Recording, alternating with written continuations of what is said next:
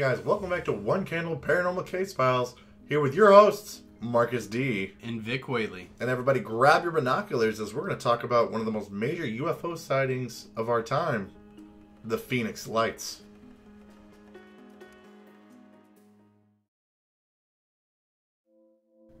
On March 13th, in a time between 7:30 and 10:30 at night, a strange V-shape of amber lights appeared in the skies. It started at the border of Nevada and ended around the edge of Tucson, but in between, it flew over the city of Phoenix, where thousands of people witnessed it and many caught the event on camera. Okay guys, just to drive the point home on how many people witnessed this and the mass amount of footage that was taken, we're going to take a few moments and just play some of that footage for you.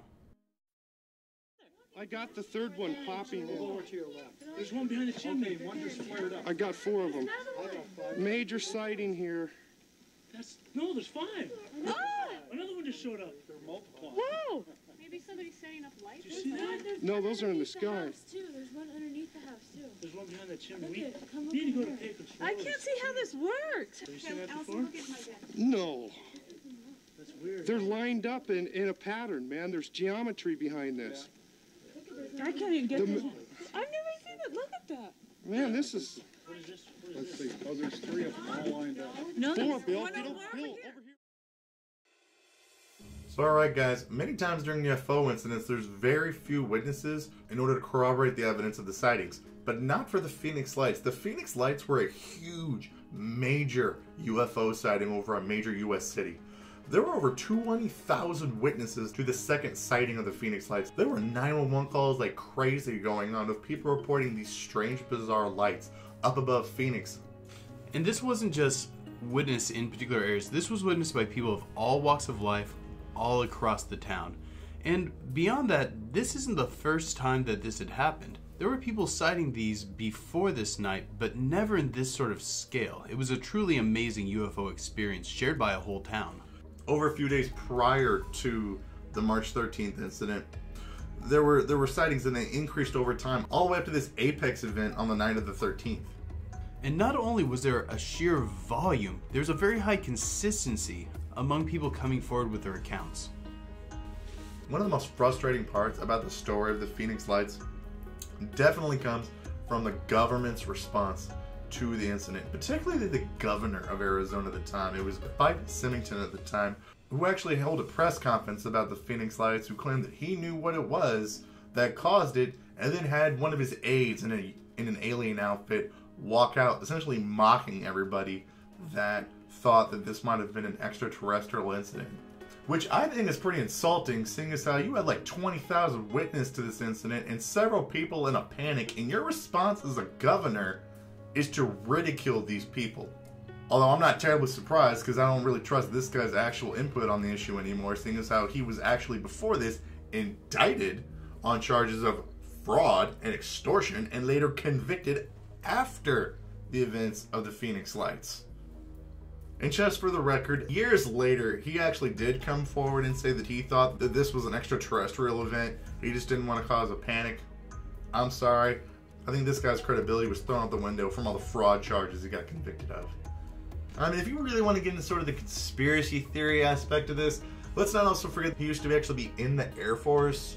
So I think this guy should probably know there are a lot of unidentified flying objects that the government is seeing. So I don't know if he's trying to cover up for something or what. But fortunately, not all of the political officials there were asleep at the wheel. Frances Emma Barwood, one of the city council members, decided to take it on herself to be a voice of reason, saying that we need to find out what these are and why they're in our airspace. Even if they're not UFOs or something along those lines, she was concerned it may pose a public safety risk, and she wanted to know about it. What did she get for that response? Ridiculing in political comics and in the news of the day. But she didn't give up, and also the ridicule fairly backfired. When the people of Phoenix saw her being ridiculed for the same things that they believe in, many of them rallied to her cause, calling her office until her office phones were overflooded and she couldn't receive anymore.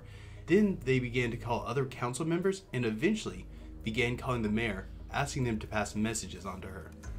And just for the sake of argument, let's say that this actually was some sort of a military aircraft that was causing this. Don't you think if you were going to have some sort of like drill above a major US city that, I don't know, that might warrant some sort of a warning to people that maybe this was going on?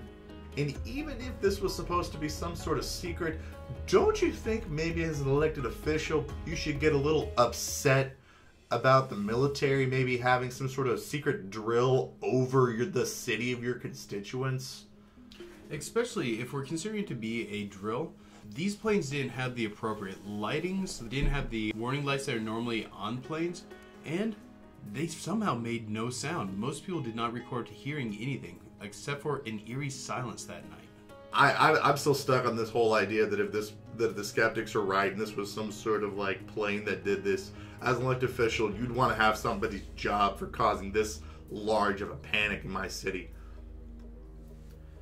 The initial media response to the Phoenix Lights was almost nil. It wasn't until major news media started to pick it up that it went anywhere.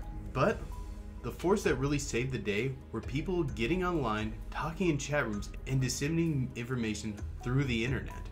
Yeah, this is one of the first major UFO sightings where the internet was available to people. There was another major UFO sighting in Washington, D.C. back in the 50s, but the major news media didn't pick it up, and witnesses didn't really have a way to get their voice heard, and for the most part, it kind of just died off without most of the country ever realizing it happened. So Vic, man-made or extraterrestrial? I don't think it can be man-made, because if you estimate the size, and a lot of people described in between these lights, there was something odd going on, like you could see the stars through them, but it was wavy like water. That makes me think it was some sort of stealth function, and this wasn't a series of several unidentified objects flying in unison. It sounds like it might be one massive ship, and I don't know if we can make something that big, and even if we could, where would we hide it? My only thought would be if it's man-made, it would have to have an extremely powerful stealth function, and they'd have to be hiding it somewhere in the ocean, like as if it could submerge or something like that. I think I remember seeing somewhere that they had actually tried to like postulate how big this thing actually was, and that if it was actually like one ship, it would have been bigger than a football field. Oh no, a football field would have fit in the tiniest part of the V. This thing was massive. If it was one ship. My thought is, I think it would have to be something made not using the technology we have available to us. I'd be hard-pressed to believe that it was actually a man-made ship. You know, if it is some sort of like stealth or secret project thing, we already have stealth and secret project planes. They don't need to be that big. And one of the things with stealth technology is radar evasive. This thing was totally quiet, particularly if something of that size, it should have made a great deal of noise. Even if it was multiple ships up there, why would you need multiple ships that close together? What's the purpose of them flying at night like that together? I'm not really sure. Perhaps a military exercise, but then why didn't they have the appropriate lights on? You would think that with the large amount of money that we invest into military spending, they would have come up with a way to turn the lights off. And beyond that, the theory that it was just flares that people were seeing, I don't buy it. A lot of people have studied the formation of the lights, and they're very inconsistent with flares. Flares would have fallen at a much faster rate, and they definitely wouldn't have moved from the north of the city to the south. I think the flare theory, we can throw pretty much straight out. So Vic, final thoughts. Okay. My thoughts are this. Given the size of it, and I'm kind of taking the assumption that this is one ship, I think it's something beyond our technology, likely extraterrestrial, and I think it was scanning, because you would almost wonder why was most of it stealth except for these large amber lights.